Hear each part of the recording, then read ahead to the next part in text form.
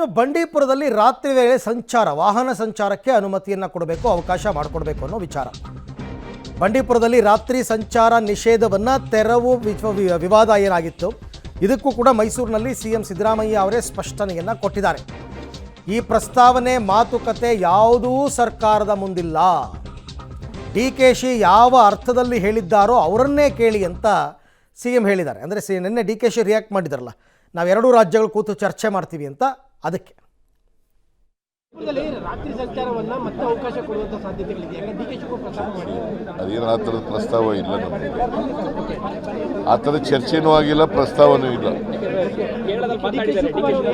ಯಾರು D K Shivakumar ಅವರು ಹೇಳಿದ್ದಾರೆ, ನನಗೆ ಅವನಿಗೆ ಕೇಳಿ, ಡಿ ಕೆ ಶಿವಕುಮಾರ್ ಯಾರು ಹೇಳಿದ್ರು ಅವ್ರನ್ನೇ ಕೇಳಬೇಕು.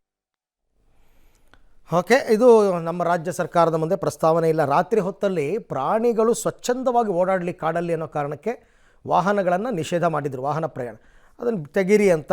ಸೊ ಅದಕ್ಕೆ ದ್ವಂದ್ವ ಹೇಳಿಕೆಗಳು ಕಾಂಗ್ರೆಸ್ ನಾಯಕರಿಂದ ಬರ್ತಾ ಇದೆ.